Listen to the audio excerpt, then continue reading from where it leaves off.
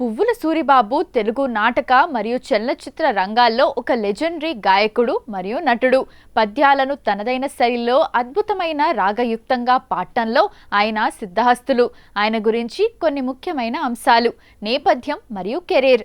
ఆయన కృష్ణా జిల్లాలోని బొమ్మలూరులో ఫిబ్రవరి 22, 1915న జన్మించారు. నాటకరంగం. సూరిబాబు ప్రధానంగా నాటక కళాకారుడిగా ప్రాచుర్యం పొందారు. ముఖ్యంగా కృష్ణ తులాభారం, తారా శశాంకం వంటి నాటకాల్లో ఆయన పోషించిన పాత్రలు, పాడిన పద్యాలు తెలుగు ప్రేక్షకులను ఉర్రూతలూగించాయి. గాత్రం. ఆయన కంఠం చాలా గంభీరంగా, స్పష్టంగా ఉండేది. ముఖ్యంగా పద్యాల్లోని భావాన్ని దెబ్బతీయకుండా శాస్త్రీయ సంగీత మెరుపులతో ఆయన పాడే విధానం అద్వితీయం. సినీ ప్రస్థానం. తెలుగు సినిమా తొలి దశలో ఆయన నటుడిగా, గాయకుడిగా మంచి గుర్తింపు తెచ్చుకున్నారు. ఆయన నటించిన కొన్ని ప్రముఖ చిత్రాలు: ద్రౌపది వస్త్రాపహరణం, ఇందులో ఆయన అశ్వత్థామ పాత్రను పోషించారు. తారా శశాంకం, ఇందులో ఆయన శశాంకుడిగా నటించి తన అద్భుతమైన గాత్రంతో మెప్పించారు. మల్లీశ్వరి, ఈ క్లాసిక్ చిత్రంలో ఆయన కృష్ణదేవరాయల ఆస్థాన గాయకుడిగా కనిపించి ఆకాశవీధిలో హాయిగా ఎగిరే విహంగమ వంటి గొప్ప గీతాన్ని ఆలపించారు. శైలి, ప్రత్యేకత. ఆయనను గాన గంధర్వ అని పిలిచేవారు. ఆ రోజుల్లో గ్రామ్ఫోన్ రికార్డుల ద్వారా ఆయన పద్యాలు ఇంటింటా వినిపించేవి. ఆయన శ్రీమతి పువ్వుల రాజరత్నం కూడా ప్రముఖ నటి మరియు గాయని. వీరిద్దరూ కలిసి అనేక నాటకాల్లో జంటగా నటించి మెప్పించారు. నాటక రంగంలో తిరుగులేని ముద్ర.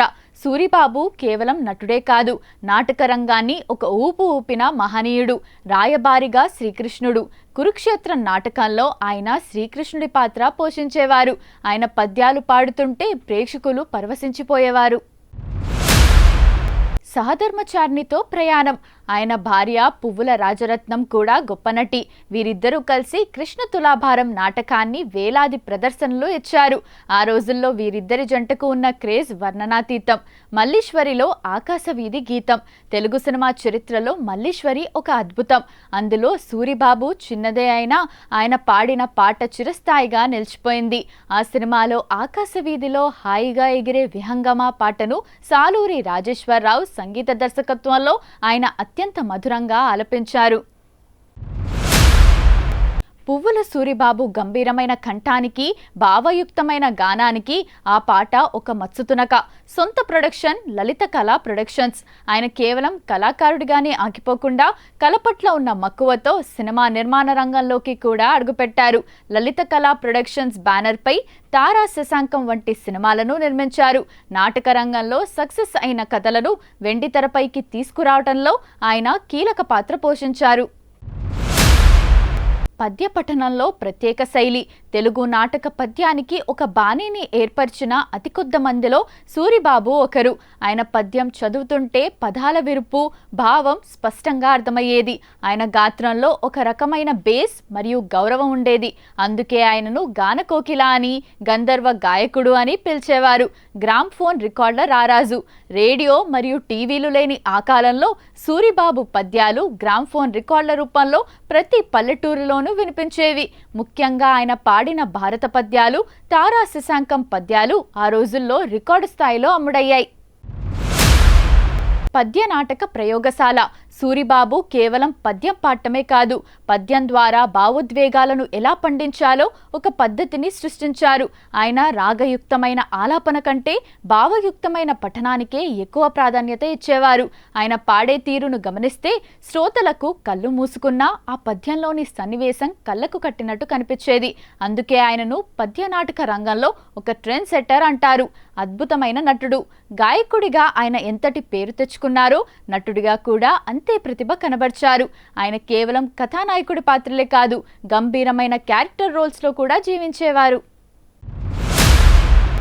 సినిమా రంగంలో ఆయన కేవీ రెడ్డి మరియు బిఎన్ రెడ్డి వంటి దిగ్గజ దర్శకులకు అత్యంత ఇష్టమైన నటుడు. మల్లీశ్వరిలో ఆయన నటన మరియు గానం ఆ చిత్రానికే ఒక హైలైట్గా నిలిచింది. Sound quality and range. ఆ కాలంలో ఈనాటిలా అధునాతన మైకులు లేదా సౌండ్ మిక్సింగ్ టెక్నాలజీ ఉండేది కాదు.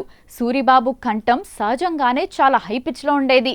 మైక్ లేకపోయినా వేలాది మంది ఉన్న మైదానంలో ఆయన స్వరం చివరి వరుస వరకు స్పష్టంగా వినిపించేదట. అందుకే ఆయనను మెటాలిక్ వాయిస్ ఉన్న గాయకుడిగా పిలిచేవారు. కుటుంబ వారసత్వం. ఆయన భార్య రాజరత్నంతో కలిసి ఆయన చేసిన నాటక ప్రదర్శనలు ఒక రికార్డ్. వారిద్దరినీ రంగస్థల ఆదర్శ దంపతులు అని పిలిచేవారు. వీరి వారసత్వాన్ని పుణికిపుచ్చుకొని వారి కుమారుడు పువ్వుల రవిశంకర్ కూడా నటుడిగా మరియు డబ్బింగ్ కళాకారుడిగా చిత్ర పరిశ్రమలో రాణించారు. వృత్తి పట్ల నిబద్ధత. సూరిబాబు తన గొంతు పట్ల చాలా శ్రద్ధ ఉండేది.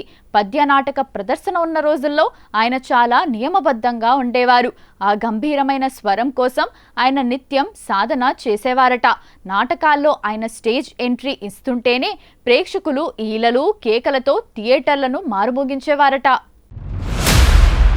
చాలా మందికి తెలియని విషయం ఏంటంటే సూరిబాబు పద్యంలో సంధి విడదీసి పాడటంలో దిట్ట.